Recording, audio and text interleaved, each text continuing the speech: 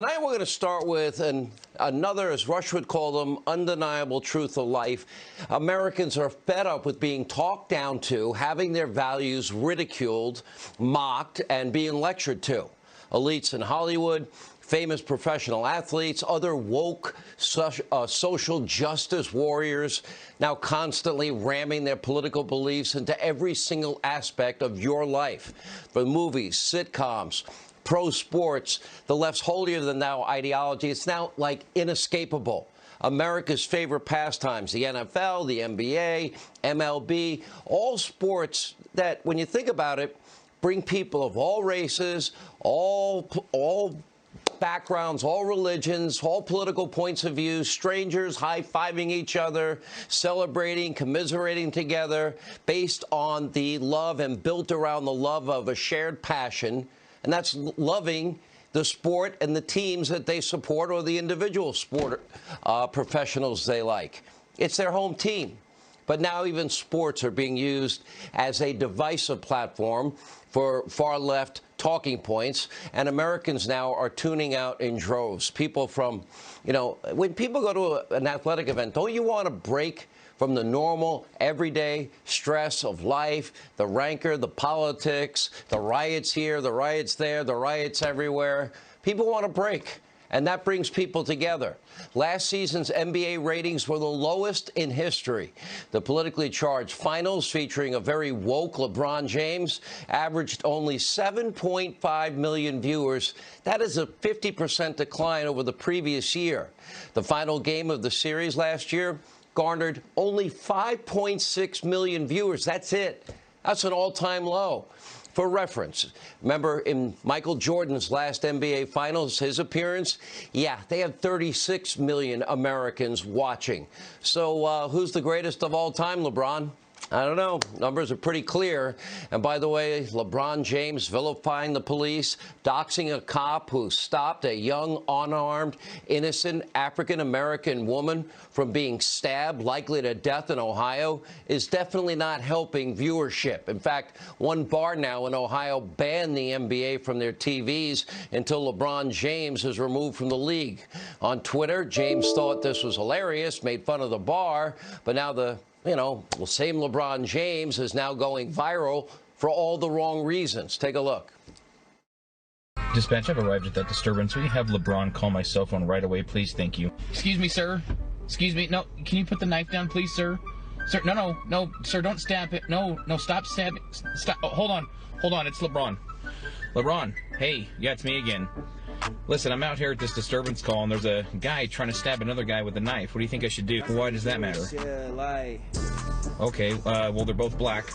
So you don't care if a black person kills another black person, but you do care if a white cop kills a black person, even if he's doing it to save the life of another black person? I mean, it doesn't make a whole lot of sense, but then again, you are really good at basketball, so I guess I'll take your word for it.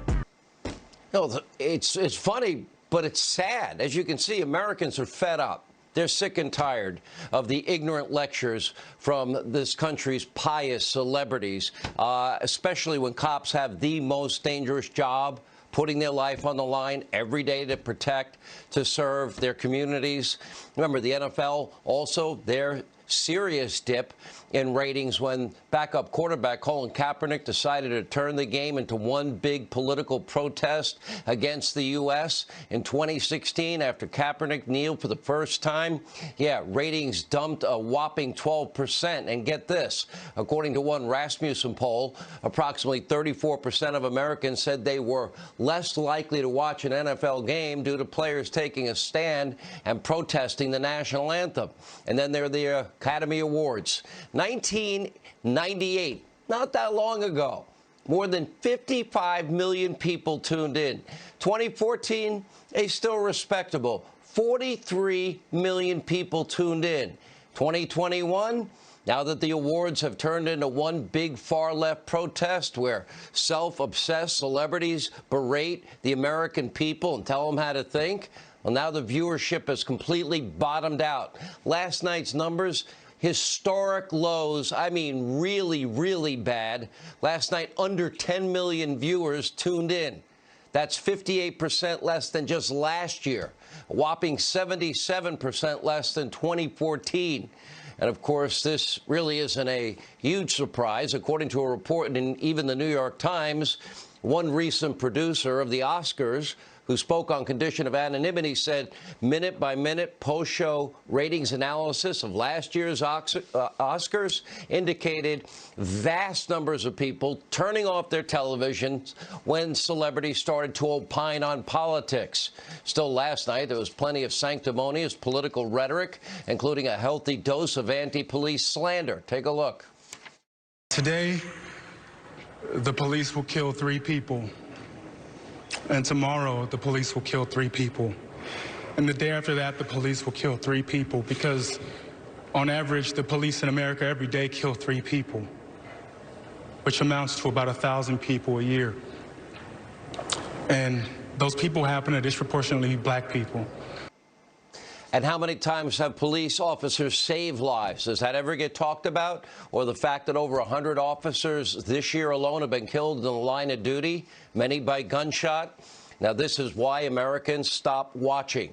But to his credit, producer, actor Tyler Perry, he urged Americans not to hate the police, which caused the woke audience, all of a sudden, they're clapping. They're not clapping anymore. Watch for yourself. But just refuse hate. Don't hate anybody. I refuse to hate someone because they are Mexican or because they are black or white or LGBTQ. I refuse to hate someone because they are a police officer. I refuse to hate someone because they are Asian.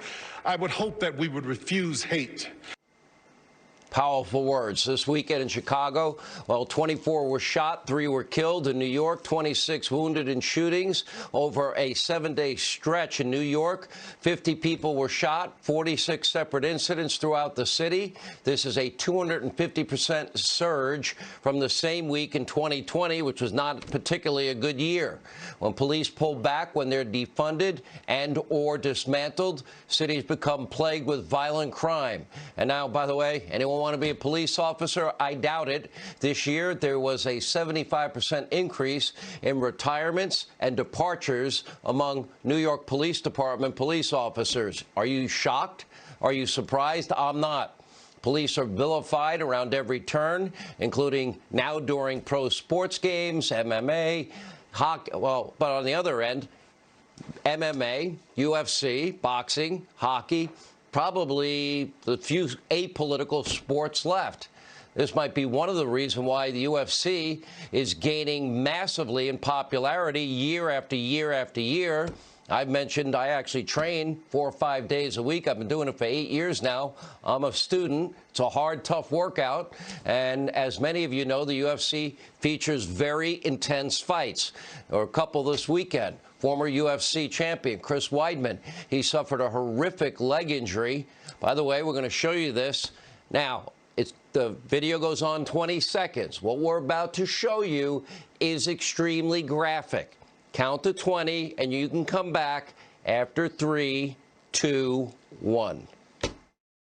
This is a slight plus 105 betting underdog. Chris Weidman has snapped his left leg. Take a quick look at this. Again, 3, 2, 1 from another angle. Here it is. Watch this. UFC, MMA, hockey, football, gladiator sports. Only the toughest, bravest athletes partake in these sports. The people I look up to in all of them. Weidman actually had broken Anderson Silva's leg. That was in December of 2013. I'd show you, but it's pretty much the same as what we have. Now, make no mistake, this is an intense sport. They are, you know, like football, like hockey, like boxing, gladiator sport. In my honest opinion, the toughest of all of them. So naturally, it's just not woke enough for the media mob. Recently, get this, Vegas Review-Journal bashing UFC president for holding a live event with fans and accusing them of putting people's lives at risk because of COVID concerns. In an Instagram, well, UFC President Dana White responded. He wrote this. He said, through this entire pandemic, we didn't lay off a single employee. We worked with governmental agencies in Nevada, around the country and the world to put on every event safely. And we chose to bring our biggest fight of the year with Conor McGregor back to town on July the 10th to help relaunch the city. Yet, this is how the Vegas Review-Journal shows its support for a true local business. Go bleep yourself, Las Vegas Review-Journal. Here with much more is the president of the UFC, Dana White. Well, okay, that's why I love you, because you don't hold back. You never hold back. You know, yet it's always, you know, hard-hitting. All right. By the way, what a card this weekend. What a roundup you had going on. You didn't let a single person off during this entire pandemic. You created Fight Island. Tell everybody your thought process throughout. Yeah, I just, listen, this is always my thought process. There's always a way to figure things out. No is never the answer. And, you know, you just have to be willing to work hard, spend the money, and, you know, there's going to be some trial and error, but we knew we could do it. Yeah, all right, so you don't let them off. Explain how Fight Island came around, because I thought that was a genius idea, and it kept the sport going. It kept your employees employed. Tell us how you did that. Well, thanks. Well, let's start with Florida. First of all, here in the United States, we needed to be able to put on fights. We have our own arena here in Las Vegas, but we couldn't use it. We couldn't use our own arena in our own hometown, so we had to go to Florida. And you know, the mayor, Mayor Curry in Jacksonville, opened the doors to us, and obviously Governor DeSantis was incredible. You have to have government officials that you can work with, people that are, and the Florida State Athletic Commission that were willing to work with us and figure out ways so that the show could go on. Once we got that figured out, we were putting on shows here in America. You know, this is a global sport. We're an international business. So we had to figure out how could we get people in from all over the world, from all these different countries, these fighters and their camps. And, you know, we started talking about islands and places where we could build a real bubble. And I've had a great relationship with the royal family in Abu Dhabi for over 12 years. We started talking to them, and we literally built the best bubble on earth when we went to Fight Island in Abu Dhabi. I want to talk about the growth of UFC over the years, and you're a big part of its success from the get-go. But I want to talk about it through this idea. So you watch LeBron James, what he had said last week, then you look at the ratings of the finals in the NBA. 5.6 million viewers is a disaster. You know, just a few years ago, they had 50 million people watching the Oscars every year. Now we're down below 10 million.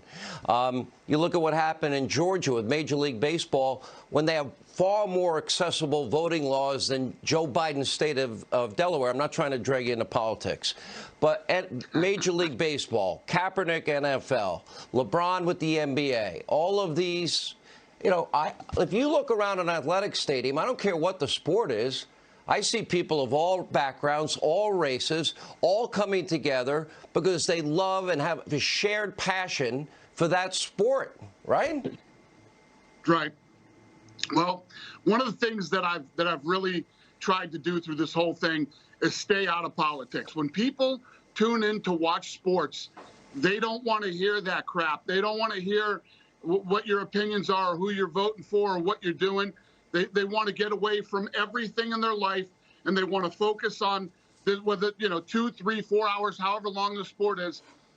Throughout this pandemic, when you turned on the UFC, we never talked about COVID. We never talked about politics. And obviously, there are certain fighters, you know, male and female, who have their own religious beliefs, their own political beliefs, and whatever. We don't muzzle anybody either. So if somebody comes out at the press conference and they want to talk about this or that or whatever it might be, it's their God-given right to do it. We don't muzzle anybody, but we keep politics out of the sport. You want to listen to that stuff? Turn on any other station. You got it. You'll hear all the COVID and political stuff you want to hear. When you turn into the UFC, you're there to see fights. Do you see the growth of the UFC?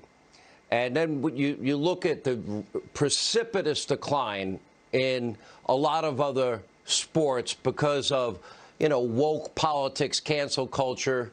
And do you see a direct correlation? I mean, it'd be hard to say no, that they don't go hand in hand. I truly do believe that people are fed up. I just put on an event. We're the first major sport to have an indoor live event at full capacity during this pandemic. Just Saturday night, we had 15,259 fans there. If you wanted to wear a mask, wear a mask. If you didn't want to wear a mask, you didn't have to. Everybody was there. The crowd was explosive all night. It was a great show. We broke the arena record. And what that tells me, I sold out Jacksonville, going to Houston next, then Vegas. 50,000 seats sold out in under 5 minutes total for all three. People are done. People are done. They're done being told where they can go, what they can do. They're ready to get back out there and start enjoying their lives again.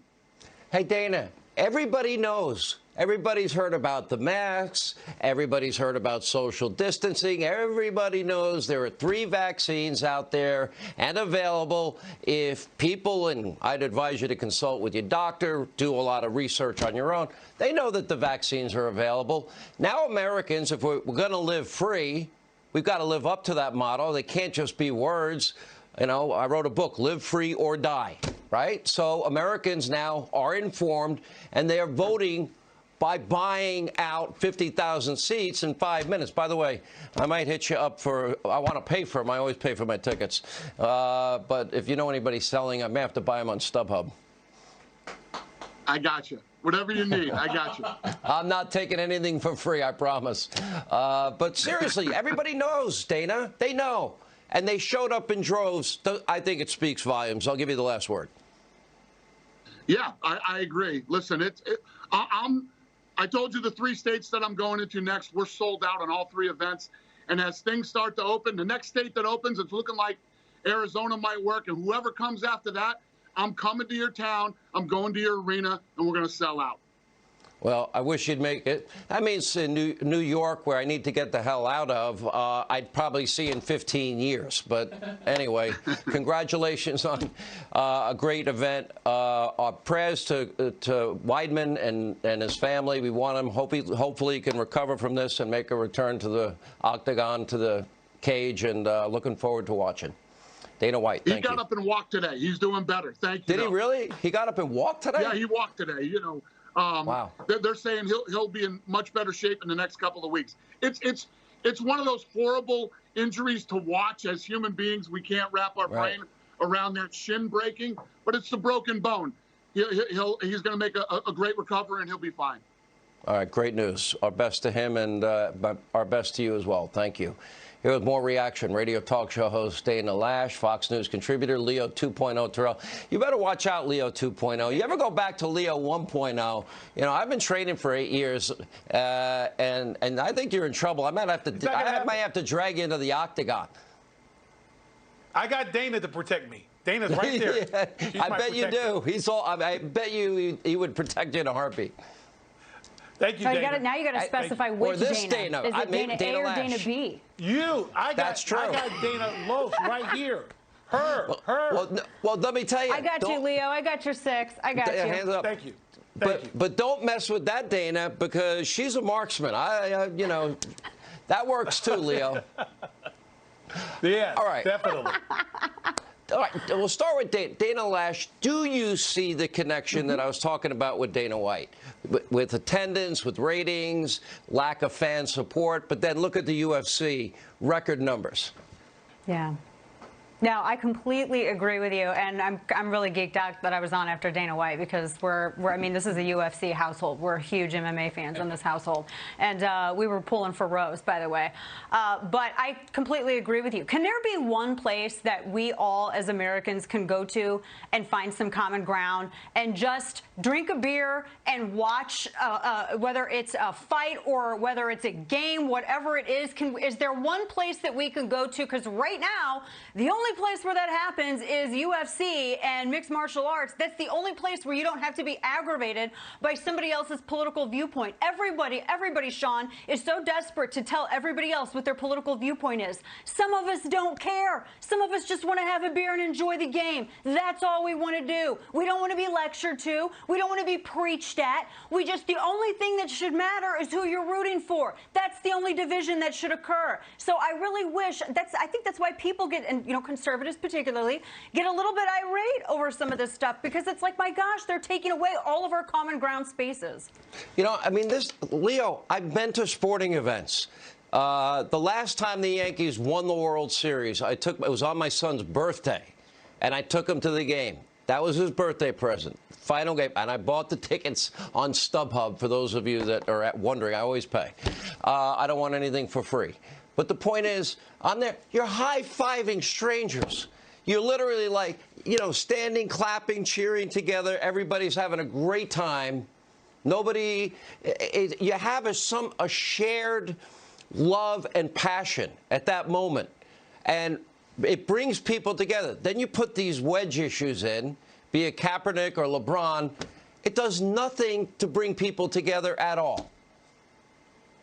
Oh, I agree with you 100%. And focusing on LeBron James, with his outrageous, illogical opinions, he has stained the NBA. When you think of LeBron James, you don't think about a basketball player. You think about a guy who made an idiotic statement, who put a bounty on a police officer. And so now LeBron James has tainted his basketball career. Let me also mention this. Where you have in North Carolina, the Al Sharptons, Ben Crump, trying to make a buck, they arrested that guy in Chicago who shot that 7-year-old girl.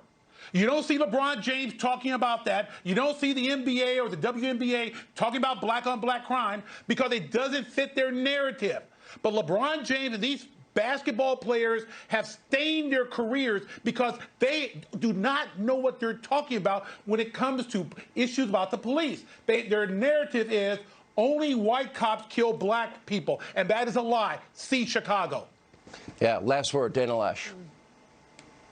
No, I completely agree. And to echo what Leo was just saying, too, with all the denigration of what police are doing, there are way more good cops than there are incidents of bad policing. And now you're seeing all these demoralized departments, and they can't even, you got people retiring faster than they can recruit and fill these spaces. So people are going to be in a world of hurt if they realize that the people who are serving the communities, wearing the badge, wearing the blue, if those people think that maybe it's not worth doing it anymore, because all we're going to do is just be smeared and attacked for just serving the public like we were asked to do.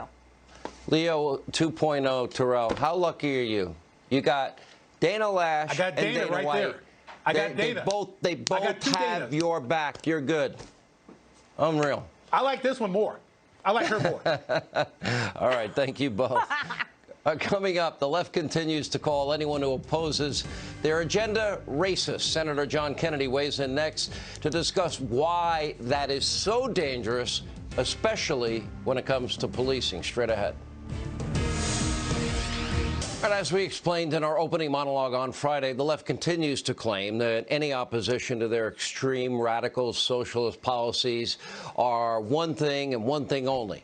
That is completely, totally, utterly racist. That would be D.C. statehood, securing the border, eliminating the legislative filibuster, funding, defunding the police. I don't remember Joe Biden or anyone else actually claiming that the filibuster was a relic of Jim Crow when they were filibustering Republican legislations like 300 times, like Senator Tim Scott's police reform bill. But Joe Biden, the Democrats, they continue to rush to judgment, demonize the police, and put our most vulnerable communities at risk by ignoring key facts when it comes to these officer-involved shootings and their recklessness in making cities less safe. With reaction to talk specifically about what happened in the Ma'Khia Bryant incident in Columbus, Ohio, Republican Senator from Louisiana, John Kennedy. So we aired, there's a whole ton of these viral videos that are out there, Senator, of cops saying, oh, guys, please stop stabbing each other. Hang on. LeBron, what should I do in this case? What's the proper way to handle it? If it wasn't for the heroism of that officer, the girl that was dressed in pink, the young woman that was pinned to the car, and the girl loaded up with that knife, about to plunge it, then thrust it into her body, would have been stabbed and likely would have been killed. And then you saw what LeBron James did to the cop. Thoughts? Cops have about 60 million encounters with Americans every year. When someone is hurt, before we assume, there's this thing called asking. There's this thing called an investigation. The Wokeristas don't want to just jump to conclusions. They want to cannonball into them. They need to get the facts. Let me state a few propositions that I think reflect common sense and with respect to which most Americans, other than the Wokeristas, agree. Number one, most cops, many of whom happen to be black, do not get up every day and go to work hoping for the opportunity to hurt a person of color. Number two, cops are necessary. If you support defunding the police, you have tested positive for stupid. Number three, it is immeasurably foolish to resist arrest. It is going to end badly, even if no one is hurt. You can't win. The government has the bomb. It's very dangerous. Don't resist arrest. And number four, and this is just me personally, if you are a cop and you see someone about to stab me, I would personally appreciate it if you would stop them. Shoot them if you have to. I don't care who they are. I don't consider that police misconduct. I consider that saving my life. You have coined the term, which I find interesting, wokeristas. Now, I gave statistics in my opening monologue tonight talking about police and talking about, you know, the number of shootings. There were 24 people shot in Chicago this weekend. In New York City, 50 people shot in 46 separate incidents. By the way, 3 died in Chicago. And a surge of 250%, 7-day period of time, 50 people shot in New York City. Senator, can you name any of the people shot this weekend? Have you heard anybody report on the names of anybody shot in New York City or Chicago this weekend? Because I haven't. I've looked them up, but I don't think anyone else will likely never know any of their names, will we? Why? No. No. And it breaks my heart, but New York, I think, has just edged out Chicago as the world's largest outdoor shooting range. I mean, it's terrible, Sean. It's horrible. But our post-journalism, in our post-journalism world, many members of the media have a narrative, and they only want to cherry pick and pick instances which show cops at their worst. I've said it before. If you hate cops just because they're cops, then feel free to call a criminal, call a meth head the next time you get in trouble. I mean, I just do not accept, nor do I think most Americans accept, that most cops are bad people, are racist. They don't get up every day going to work hoping they can hurt somebody. Most of them get up every day and go to work and hope they can themselves come back home alive.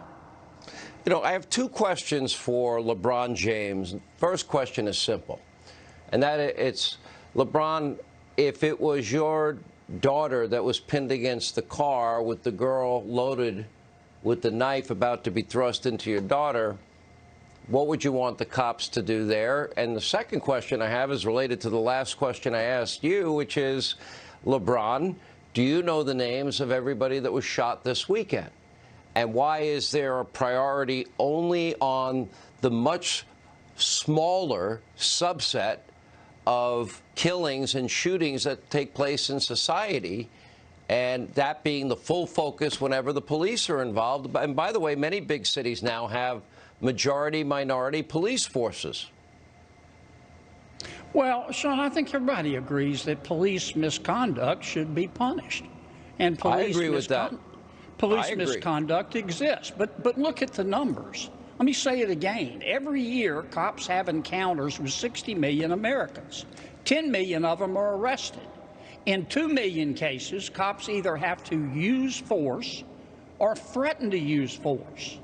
Now, if our friends in the media will cover every one of those cases and be fair about it, but they are cherry picking. I don't know what the investigations in North Carolina and Ohio will show, but before we cannonball into conclusions and assume it's racism, we ought to have an investigation and understand it's not representative of every case. Every life matters. That would be every life that was lost this weekend. Every life, people deserve safety and security, and there shouldn't be dozens and dozens and dozens of people shot every weekend, Senator. We do know how to fix it. Rudy Giuliani did it. You may not like his politics, but he showed us the way. Thank you for being with us. When we come back, fantastic news for the future of the Republican Party. Really good news. Newt Gingrich weighs in, and later, you're not going to believe the interview between Jim Acosta, Fake News Acosta, and Maxine Waters at Fake News CNN. We've got the tape straight ahead. Now, tonight, the numbers don't lie. Blue states are deteriorating. Red states are rising. The new census data is in, and Texas gained 2 House seats. Florida gained 1 House seat. New York, California, they lost a seat. And in the case of the California, it's the first time they've lost a seat since their statehood 170 years ago. Great job, Gavin Newsom. Take a bow. What does it all mean? It means Americans are voting with their feet and with their dollars, and they are saying bye-bye American pie to the liberal socialist failures under the likes of Cuomo and Murphy and Whitmer and Newsom and Wolf and others. Florida, Texas, they have lower taxes, less regulation. They're fully open. They never adopted those draconian measures on COVID. They're reporting fewer COVID cases than Democratic-led Michigan, Pennsylvania, New York, etc. And you know what else? Texas and Florida actually care about safety and security of every American and every community in their state. They're not interested in the Democratic dismantling and defunding of the police. Take a look. Defund the police? Abolish prisons? Nancy Pelosi and Democrats in Congress have lost their minds, and now they're calling for violence. More confrontational. Call Congressman Kind and tell him to stand up to Democrats' attacks on law enforcement. I'm Sean Hannity. I had nothing to do with that ad, and I approve it anyway. Anyway, it gets even worse for Democrats. A new McLaughlin poll is finding overwhelming support for voter ID among likely voters and even among those who say they approve of Biden. Here with reaction, Fox News contributor, former Speaker of the House, Newt Gingrich. I mean, the numbers speak for themselves, right, Mr. Speaker? I mean, you've been through a number of census over the years. Look, let's start with the fact that Kevin McCarthy needs 5 seats to become Speaker. David Wasserman of the Cook Report analyzed this data during the day, came back and said there's a very real chance that just out of reapportionment that the Republicans will pick up 8 seats, which would be enough to knock out Nancy Pelosi and make Kevin McCarthy the Speaker.